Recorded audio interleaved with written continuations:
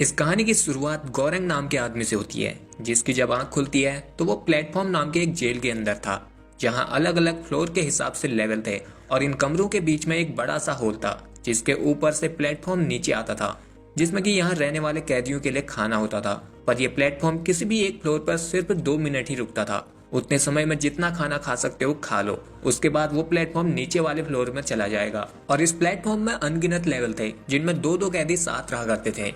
अब यहाँ गौरंग के साथ भी एक बूढ़ा आदमी था, जिसका नाम ट्रिमगासी था। गौरंग को पता नहीं था कि ये जगह किस तरह काम करती है और यहाँ कैसे लोग रहते हैं। वो यहाँ सिर्फ 6 महीनों के लिए आया था, ताकि उसकी सिगरेट की लत भी छूट जाए और उसे डिग्री भी मिल जाए। अब वो यहाँ इस जगह के बारे में ट्रिमगासी से बात कर ही रहा था कि तभी इधर ग्रीन लाइट जलती है, जिसके जलते ही ऊपर वाले फ्लोर से एक प्लेटफॉर्म नीचे आकर इनके लेवल पर रुकता है, जिसमें कि इनके ऊपर वाले लोगों का बचा कुचा खाना था। अब यहाँ प्लेटफॉर्म के नीचे आते ही ट्रिमगासी तो भूखे सांड की तरह खाने पर टूट पड़ता है, पर इस जूठे और बचे कुचे खाने को देखकर गौरंग को घिन आती है, इसलिए वो ये खाना नहीं खाता। लेकिन जब उसे यहाँ एक सेब मिलता है तो वो उसे बाद में खाने के लिए अपनी जेब में रख लेता है। फिर 2 मिनट पूरे हो जाने के बाद जब प्लेटफॉर्म नीचे जाने लगता है तो ट्रिमगासी खा पी के उसी पर ही थूक देता है और गौरंग से कहता है कि हैरान मत हो, ऊपर वाले लोग भी ऐसा ही करते हैं। और फिर प्लेटफॉर्म के नीचे जाते ही इस रूम का टेम्परेचर अचानक से बढ़ने लग जाता है। तब ट्रिमगासी गौरंग से कहता है कि जब तक तुम उस सेब को नीचे नहीं फेंकोगे तब तक ये टेम्परेचर बढ़ता रहेगा, क्योंकि वो लोग प्लेटफॉर्म से कोई भी खाने की चीज अपने पास नहीं रख सकते।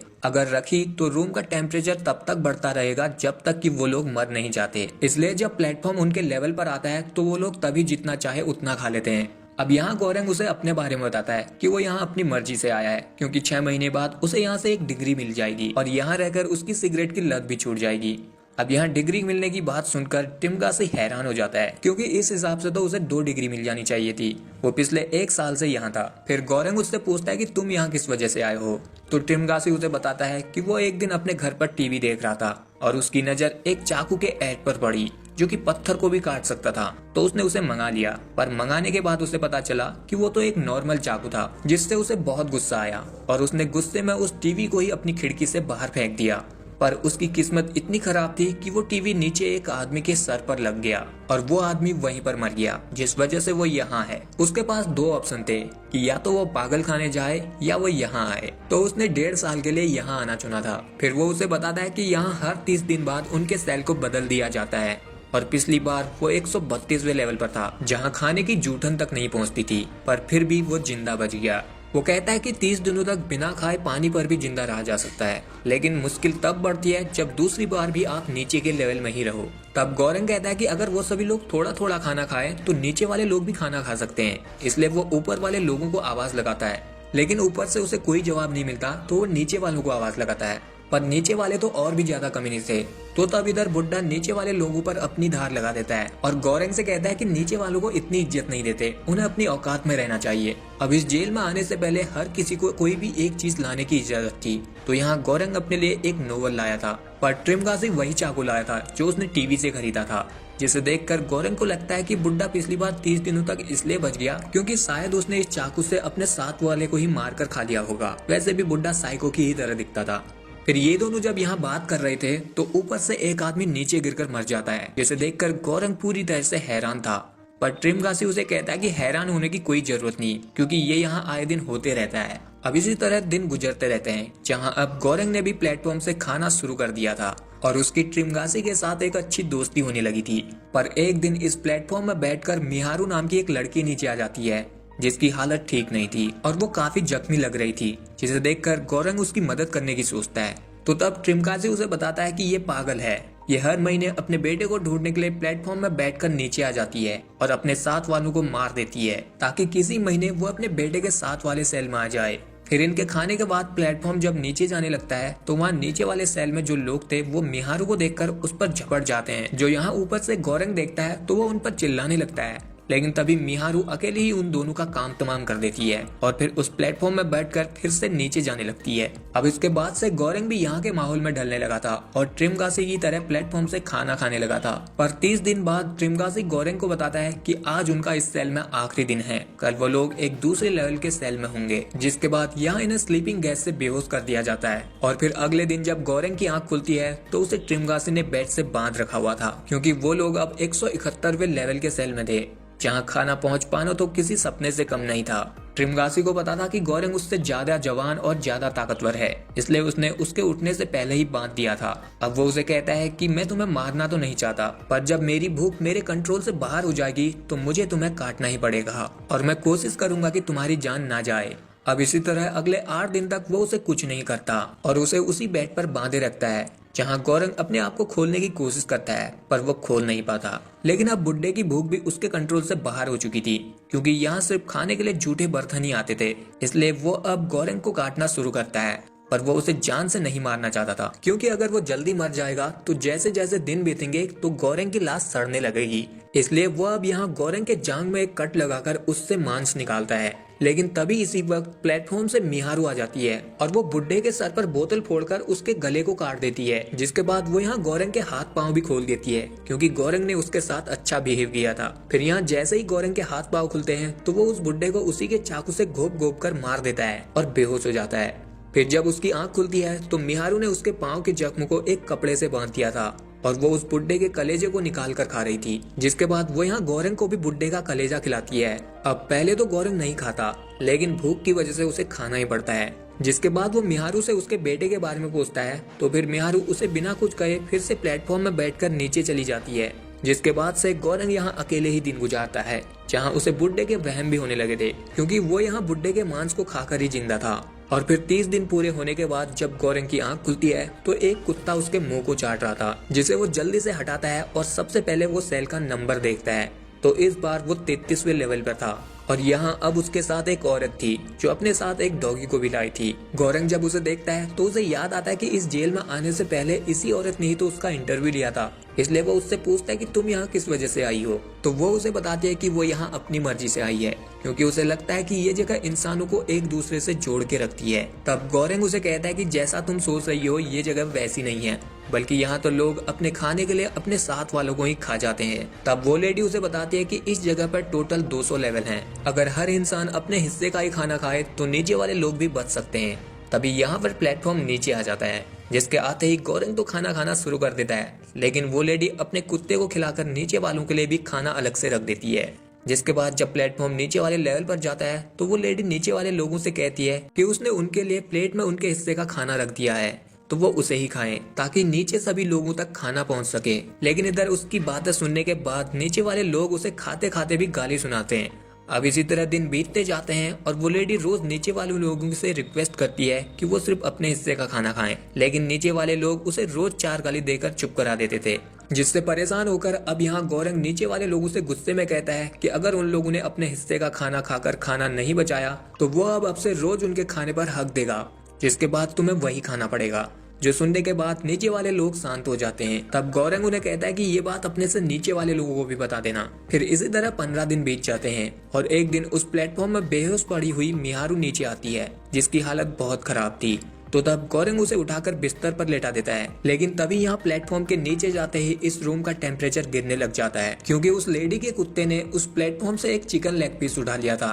तो तब गौरंग जल्दी से उससे लेग पीस छीनता है और उसे नीचे फेंक देता है, जिसके बाद इनके रूम का टेम्परेचर नॉर्मल हो जाता है। और फिर अगले दिन मिहारू ठीक होने के बाद वापस उस प्लेटफॉर्म से नीचे चली जाती है। तब गौरंग उस लेडी को मिहारू के बारे में बताता है और कहता है कि वो अपने बेटे को ढूंढते ढूंढते पागल हो गई है। उसका बेटा इसी जेल में है, जिसके लिए वो हर रोज ऐसे ही नीचे जाती रहती है। तब वो लेडी उसे बताती है कि इस जेल में 16 साल से कम के कोई भी नहीं है और मिहारू का यहाँ कोई बेटा नहीं है, क्योंकि 10 महीने पहले उसने उसका इंटरव्यू लिया था। वो उसे मिहारू के बारे में बताती है कि उसके ना ही माँ बाप है ना ही बच्चे। वो एक फेल्ड एक्ट्रेस थी जो यहाँ एक गिटार के साथ आई थी अपनी मर्जी से, पर अब वो यहाँ एक ऐसे बच्चे को ढूंढ रही है जो है ही नहीं। फिर यहाँ जब प्लेटफॉर्म नीचे वाले लोगों के पास पहुँचता है तो वो लोग मिहारू को देखकर बहुत खुश होते हैं, लेकिन तभी मिहारू बुड्ढे के चाकू से उनका भी काम तमाम कर देती है, जो देखकर गौरंग को समझ नहीं आता कि ये लेडी जो कह रही है वो सच है या फिर बुड्ढे ने जो उसे बताया था वो सच था। अब यहाँ ये सब देखने के बाद उस लेडी को भी समझ में आ चुका था कि ये जगह किसी नरक से कम नहीं। वो कहती है कि वो पिछले 8 सालों से लोगों को इस नरक में भेज रही है, जिसके बारे में वो आज तक अनजान थी। लेकिन अब उसे इससे कोई फर्क भी नहीं पड़ता, क्योंकि उसे पिछले 3 सालों से कैंसर है और वो जल्द ही मरने वाली है। इसी वजह से वो यहाँ पर आई है। फिर इसी तरह ये महीना भी बीत जाता है। इसके बाद जब गौरंग की आंख खुलती है तो वो 202 लेवल के सेल में था। जिसे देखकर यहाँ उस लेडी ने खुद को पहले ही फांसी लगा रखी थी, क्योंकि उसे लगा था कि यहाँ तो सिर्फ 200 लेवल ही हैं, पर यहाँ तो 200 से भी नीचे और लेवल थे। गौरंग जब यहाँ उस लेडी की लाश देखता है तो उसे बहुत दुख होता है और फिर उसे यहाँ उस बुढ़े और उस लेडी के हेलुसिनेशन होने लगते हैं, जहाँ वो लेडी उसे कहते हैं कि उसने उसी के लिए खुदकुशी की है। वो आराम से नीचे कूदकर भी अपनी जान दे सकती थी, पर वो यहाँ मरी क्योंकि वो चाहती थी कि गौरंग उसे खाकर जिंदा बचा रहे। जिसके बाद बुड्ढा भी उसे उस लेडी की बॉडी को काटने के लिए फोर्स करने लगता है, जिससे कि गौरंग बहुत परेशान हो रहा था। जब तक उसे अपनी भूख पर कंट्रोल था वो तब तक दिन गिन के कंट्रोल करता है, यहाँ तक कि वो भूख कंट्रोल करने के लिए अपने किताब को ही फाड़ कर खा लेता है। लेकिन इसके बावजूद भी जब उससे भूख से रहा नहीं जाता तो तब वो यहाँ उस लेडी की बॉडी को काटता है और उसे खाकर अगले 30 दिनों तक जिंदा बचे रहता है। जिसके बाद अगले महीने जब गौरंग की आंख खुलती है तो वो लेवल 6 के सेल में था, जहाँ उसके साथ एक कलवा डॉन था, जिसके पास एक रस्सी थी और वो ऊपर वालों को आवाज लगा रहा था कि वो लोग रस्सी से उसे ऊपर खींचने में मदद करें। जहाँ ऊपर एक लड़की और एक आदमी था जो उससे पूछते कि हम तुम्हें ऊपर क्यों खींचे। तब कलवा, जिसका नाम भरत था, वो कहता है कि भगवान ने उसे ऐसा कहा था कि 2 लोग उसे ऊपर खींचने में मदद करेंगे। तब वो दोनों कहते हैं कि तुम कौन से भगवान को मानते हो। तो भरत चालाक बनने के चक्कर में कहता है कि वही भगवान को जो तुम मानते हो। तब वो दोनों उसे ऊपर खींचने के लिए मान जाते हैं। फिर जब कलवा उन्हें अपनी रस्सी देकर ऊपर चढ़ने लगता है तो उसके आधे में पहुंचते ही ऊपर वाली लड़की उसके मुंह पर हक देती है और उसकी रस्सी को छोड़ देती है, जिससे अब कलवा उस होल से नीचे गिरने वाला था। लेकिन तभी गौरंग उसे बचा लेता है। जिसके बाद कलवा डिप्रेशन में चला जाता है क्योंकि उन लोगों ने उसके मुंह पर हक दिया था, जिस वजह से वो यहाँ से बाहर नहीं निकल पाया। उसका प्लान था कि वो ऊपर वाले लेवल में रहने वालों से रस्सी खिंचवाकर यहाँ से बाहर निकल जाएगा, पर उन लोगों ने उसके मुंह के साथ उसके प्लान पर भी हक दिया। अब यहाँ रात में गौरंग को फिर से वही बुढ़ा और वो लेडी दिखाई देते हैं, जहाँ बुढ़ा तो उसे कह रहा था कि अब तुम्हें सिर्फ इसके बाद 1 ही महीना और काटना है, जिसके बाद तुम आजाद हो जाओगे और तुम्हें तुम्हारी डिग्री मिल जाएगी। लेकिन वो लेडी उसे कहती है कि बदलाव कभी भी अपने आप नहीं होता। जो बात सुनकर अब गौरंग इस प्लेटफॉर्म के नियम को बदलने की सोचता है, इसलिए वो कलवे से कहता है कि वो नीचे जाने में उसकी मदद करे। अगर वो दोनों आखिरी फ्लोर तक पहुंच गए तो फिर वो लोग प्लेटफॉर्म में बैठकर ऊपर यानी कि यहाँ से बाहर निकल पाएंगे, क्योंकि ये प्लेटफॉर्म आखिरी फ्लोर में पहुंचने के बाद वहाँ से ऊपर गोली की स्पीड से आता था। तब कलवा कहता है कि हमें ये भी तो नहीं पता कि यहाँ कितने फ्लोर हैं और नीचे वैसे भी दरिंदे हैं जो भूख की वजह से उन्हीं को मार कर खा लेंगे। तो तब गौरंग उसे कहता है कि वो पिछली बार 202 लेवल पर था, जहां उसने प्लेटफॉर्म के हर एक लेवल पर रुकने का हिसाब लगाया तो उसे लगता है कि यहाँ लगभग 250 लेवल हैं। अगर वो लोग आखिरी लेवल तक खाना पहुंचा देते हैं तो वो लोग बच जाएंगे और फिर यहाँ से निकलकर एडमिनिस्ट्रेशन को यहाँ के हालात बताएंगे। तो तब कलवा उसकी बात मान जाता है, जिसके बाद ये दोनों अपने बेड को तोड़कर पाइप निकालते हैं और उस प्लेटफॉर्म के साथ नीचे जाने लगते हैं, जहां अब ये लोग जिन जिन ने इसके पिछले दिन खाना खाया था उन्हें खाना नहीं देते, क्योंकि उन्हें आखिर तक खाना पहुंचाना था। जहां कुछ लोग इनकी बात नहीं मानते तो ये दोनों उन्हें डंडे से डरा देते हैं। इसी तरह अब ये लोग प्लेटफॉर्म से नीचे जा रहे थे तो इधर एक लेवल पर कलवे का सीनियर था, जो उनसे पूछता है कि वो लोग ये क्या कर रहे हैं। तब कलवा बताता है कि वो लोग खाने को आखिरी लेवल तक बचाने की कोशिश कर रहे हैं ताकि एडमिनिस्ट्रेशन तक उनकी बात पहुंच सके।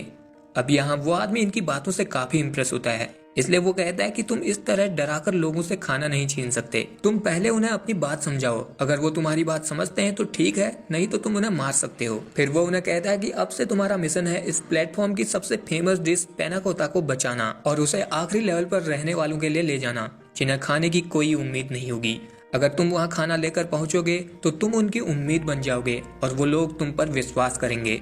तो अब ये दोनों टेबल की फेमस डिश पैनाकोता को आखिरी लेवल पर ले जाने की सोचते हैं, जो कि नीचे वाले लोगों के लिए एक मैसेज था। इसके बाद ये दोनों फिर से प्लेटफॉर्म के साथ नीचे जाने लगते हैं, जहां अब ये पहले सभी लोगों को रिक्वेस्ट करके सारी चीजें एक्सप्लेन करते हैं और उन्हें 1 दिन के लिए भूखा रहने के लिए कहते हैं, पर वो लोग नहीं मानते तो ये लोग उनका सर फोड़ देते हैं और फिर नीचे चले जाते हैं। फिर 50वें लेवल पर पहुंचने के बाद ये लोग लोगों को खाना देना शुरू करते हैं, जिन्हें की खाने की कोई उम्मीद भी नहीं थी। जहां जब ये लोग एक और लेवल नीचे आते हैं तो उधर एक बूढ़ा आदमी बीमार था और एक लड़का, जिन्हें जब ये दोनों खाना दे रहे थे तो वो लड़का कहता है कि वैसे भी ये बुढ़ा मरने वाला है तो मैं इसके पेट को फाड़ कर वो खाना खा लूंगा, जिससे अब यहाँ इन्हें नीचे वाले लोगों की मेंटेलिटी पता लगती है कि वो किस तरह के इंसान है। इसलिए अब ये दोनों चौकन्ने होकर नीचे जाने लगते हैं, जहाँ नीचे अब लोग भूख की वजह से मरे पड़े हुए थे। किसी ने खुद को मार लिया था तो कोई अपने साथ वालों को मार कर ही खा रहा था। फिर जब ये दोनों और नीचे जाते हैं तो वहाँ एक लेवल पर 2 दरिंदे मिहारू को पकड़कर उसे काटने की कोशिश कर रहे थे। तब ये देखकर गौरंग और कलवा उनसे लड़ने लगते हैं,